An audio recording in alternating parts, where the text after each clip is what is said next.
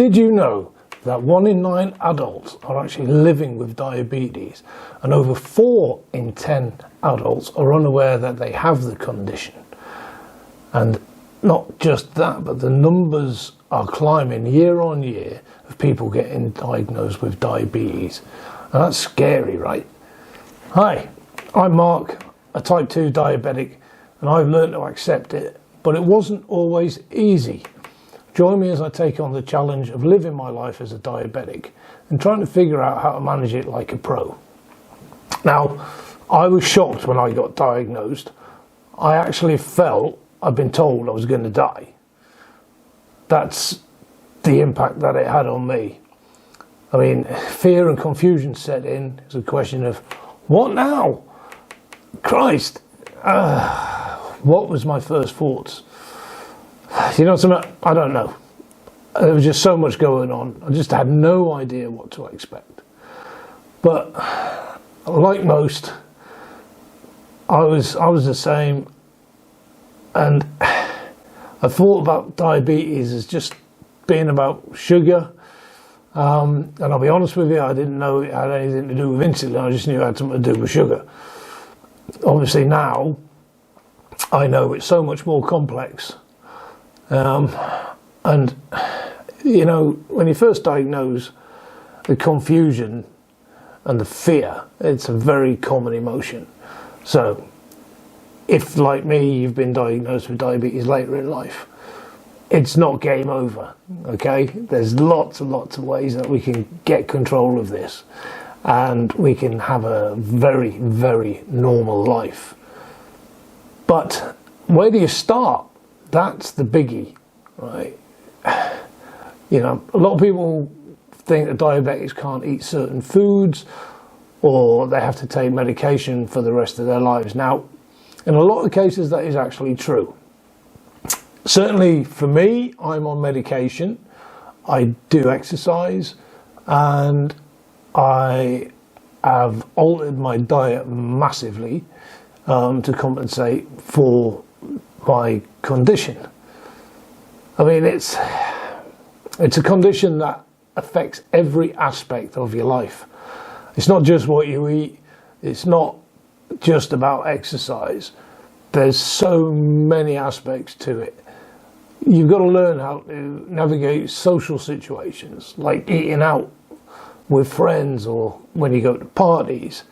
But you've got to do it in a way that you don't feel like you're going to be missing out.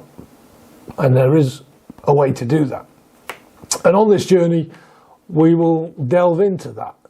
And hopefully my journey will be complementary to your journey, and we can go through this together. Now, there are a lot of misconceptions surrounding diabetes, and it's very frustrating when people don't understand what you as a diabetic are going through. I mean, education here is key. I mean, I'll put my hands straight up and say, look, I knew diabetes was a thing, but until I was actually diagnosed with it, I knew pretty much only that it had something to do with sugar. That was it. That was my knowledge, and I probably speak for most people out there. You know, general conversations. Oh yeah, I've got diabetes. Oh, have you? Okay, and then that would be it, because people just don't know about the impact that this chronic illness can have on you if you let it. You know, this is the other thing. You've got to take control of it. You've got to understand it. You've got to learn about it. And to a certain degree, I think you've got to embrace it as well, because it's not something that should stop you living your life. But the learning curve with it is like that. Anyway, one thing I've had to do along the way is learn to be patient with myself. And believe you me, that was no easy task. Okay. Now, along the way, I've had to deal with my fair share of ups and downs. especially in the early stages of learning about this and getting to grips with it. But I still don't know everything, and I'm determined to manage my condition so that I can live a healthy and long life. Now, you can see I'm just about to turn 60, okay, and I've had diabetes now for about 5 years. So I got it very late in life. But one thing I've found out about this so far is your diet is massively important, and exercise is also crucial in the management of diabetes. Now, it's not all doom and gloom, all right? You're going to have to make significant changes to lifestyle. I've had to. You've got to do things like stop having fizzy drinks. Soda in America, pop in the UK. You can, of course, you can have some fizzy drinks, but then you have to go for the diet ones, or the sugar-free ones especially. But if you can sort of mitigate that and take them out of your drinking habits, you're on to winner straight away, because everything that says sugar-free, it's not exactly sugar-free. There's always something in there, because anything that is without sweetness just doesn't taste right. There's something missing. But essentially, one of the things you've really, really got to eat is lots and lots of vegetables. Vegetables and meat, and you've got to have carbs and you've got to have fats, but in certain ways, and certainly in moderation. So being active is key. Eating correctly is key. Personally, I stay active by going for long walks. I love hiking. I love camping. I love being outdoors. So that's, for me, it's easy, because all I need to do is put on my boots and get in the car and drive somewhere and go walking, or just go out the front door and go walking. I've also started to climb mountains. Something I did when I was younger, but life gets in the way and all the rest of it. But now it's not so much I can use this as an excuse to do it, but I can feel better about doing it, because I'm doing it for a purpose. It's not just to conquer the mountain, but it's also conquering a part of the diabetes as well. So last year I climbed England's highest peak, Scafell Pike. I actually climbed 3 peaks on that walk. I went up a mountain, came down a mountain, went up a mountain, came down a mountain, and went up the mountain, and then walked back to my base camp. That was really great. So when I say mountain climbing, right, I'm not talking about Everest or anything like that, because that's a whole different ball game. I'm just talking about in the UK, we don't have a massive mountainous region. We have the Lake District, we have the Peak District, we have the Cheviot Hills, which tops off of just under 1,000 meters. So nothing massive and very doable for the layperson. So you've got to make your adjustments as you need to. But one thing I will say to you is, as you're progressing, some days will be better than others, and motivation is massive. Self-discipline comes into that. But if you can find somebody who is also a diabetic to do any kind of activity with, you can help each other that way. But again, in all of it, especially with diabetes and with all the complications that it can create, self-discipline is massive, and you have to embrace this, right? You can't just say, "Oh, doc's given me some tablets, so now all I have to do is take the tablets and just carry on eating pizza and drinking pop and whatever else, and just sitting on the couch watching movies." You do that, you're on a slippery slope to all sorts of horrible things. And that's something else that I didn't understand about diabetes, that it is a horrible thing because it can create so many different complications. For example, it plays havoc with your gums to that extent. I'm not going to show you because it's not everybody's cup of tea, but I've lost 4 teeth since I've had diabetes because of the problems with my gums, not because of my oral hygiene, but because of the problems with my gums. And now I'm back in the UK after being abroad for, well, the last stint was 6 years. I was working in Germany. That's where I was diagnosed. And then I've since repatriated back to the UK, and I can't get a dentist. To the extent that I had to go to the emergency dental hospital, where they train all the dentists to be in Newcastle, and I had 2 teeth pulled out because they were, well, it was horrendous. But I managed to get an emergency appointment, and I got that sorted out. Consequently, now I can only chew food on one side of my mouth, and those teeth are starting to, in fact, one of them is very, very loose and it's just hanging in there. So things like that, you know, these are serious issues that come with diabetes, and you need to learn about them. You need to know how to counteract them and what to do to stave off said things. You know, you're also more susceptible to problems with your heart, your cholesterol, which again is something that you have to learn about. You know, body size. A lot of people have this misconception that only fat people, and I'll say that because this is, you know, this is a reality, this is a fact. They think that only fat people will get diabetes because, you know, they're overweight and they don't exercise. It's true to a certain extent. However, just to give you an example, myself, I wasn't on my target weight, but I certainly wasn't massively overweight, and I certainly wasn't obese when I got diagnosed.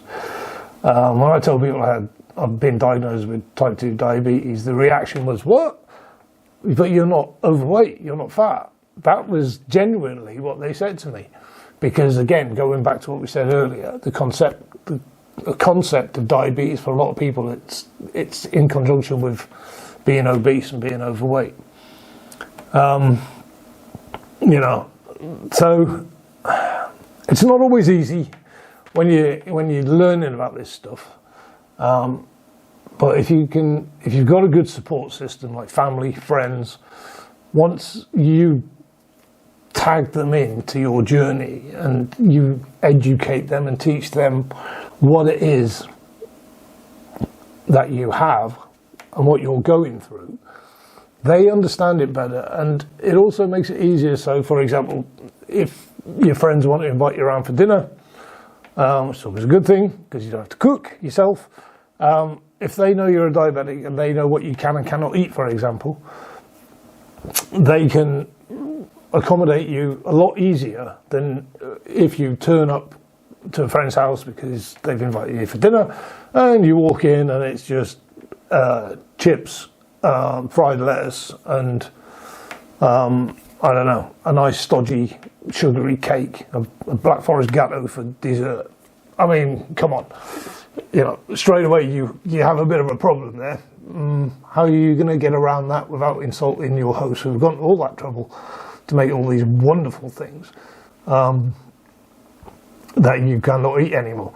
But with their help and understanding, they'll help you stay on track. And certainly for me, my support circle has really helped me stay on track. And it's also given me a kick up the arse when I've needed it, especially in the down times when diabetes was winning and I was sort of struggling. But that's all behind me, you know, and I'm still learning. And I think with all the developments within diabetes now, you know, I don't think we're ever going to stop learning about it.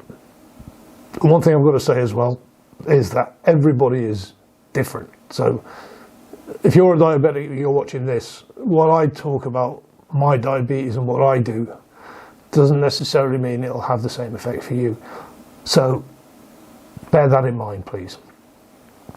Now, on that subject, I want to connect with other diabetics online. I want to use this platform, learn from your experiences. And after all, like I said, just said, we never stop learning. And in terms of learning, I think for me, one of the biggest breakthroughs was when I started understanding my blood sugar levels and what they actually meant, and also how different foods affected me. So the two go hand in hand.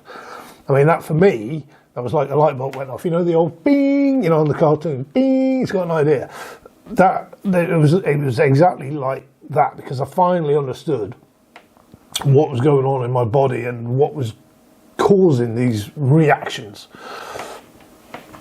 So, like I just said, you know, everyone's experience with diabetes is different, and what works for one doesn't necessarily mean it's going to work for another. So, I've experimented with different foods, different exercises, different regimes, and it's been difficult until I found what has worked for me. But along the way, I have met other diabetics and I've spoken to them, and from some of the tips I've had, I've tried. I'm not afraid to try anything, and some things have worked and have worked really well. Other things didn't work for me because, like I said before, we're all different. But the whole thing, the whole diabetes thing, it's a journey of trial and error.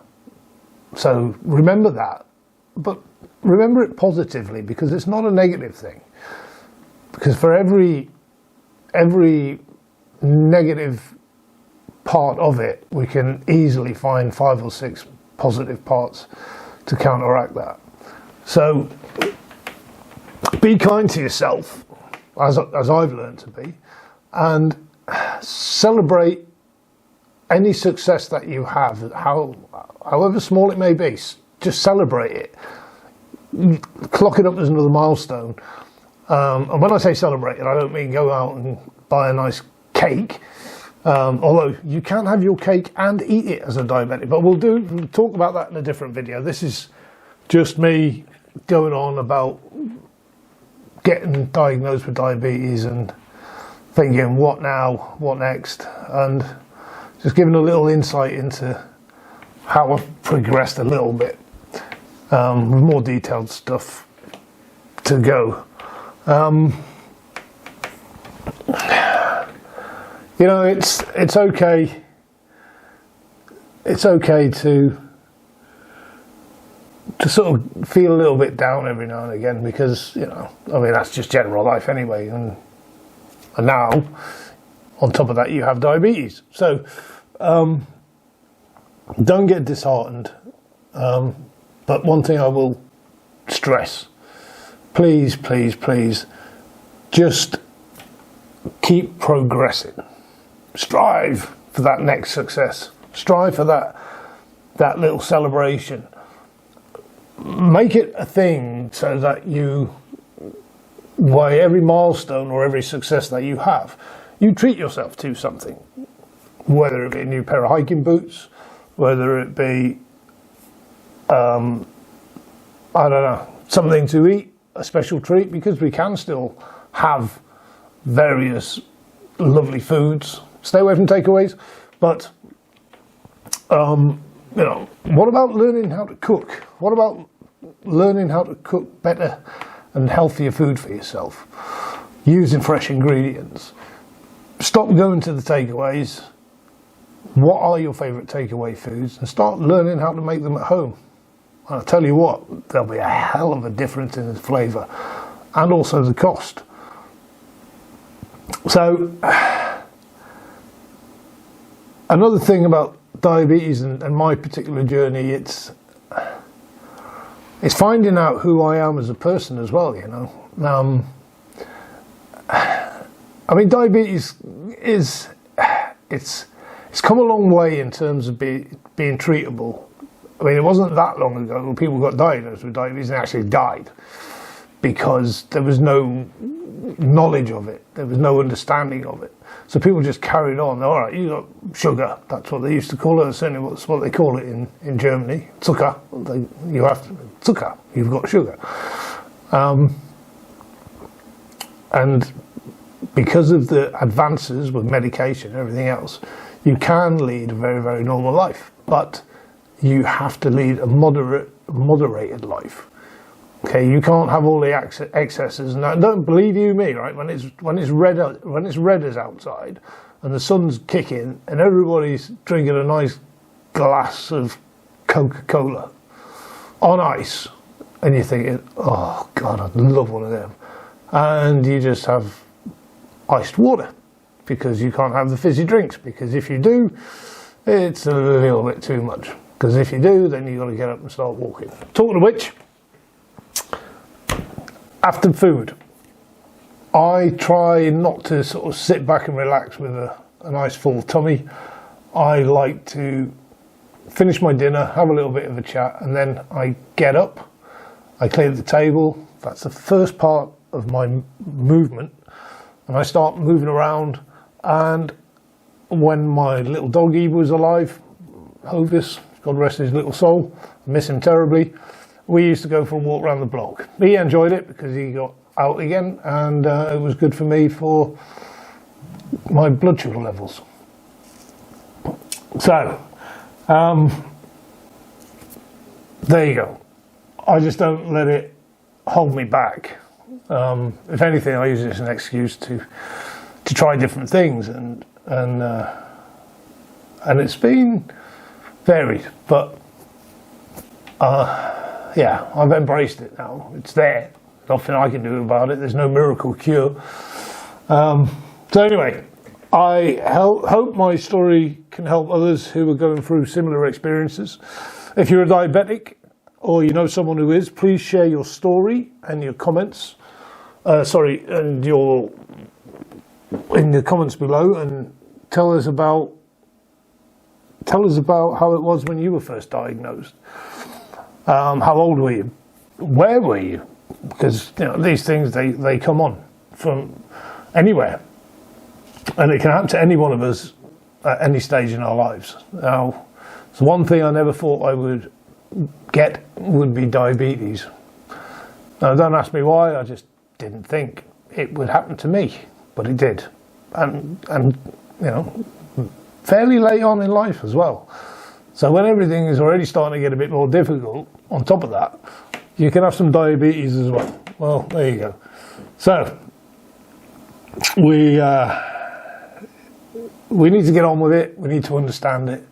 The more we understand it, the more we can help each other and ourselves. So to that end, this channel is about breaking barriers, defying odds, and inspiring others, no matter your age, look at me, to live your best lives, regardless of all the challenges that you might be facing. Now, if I can do it at my age, you can too.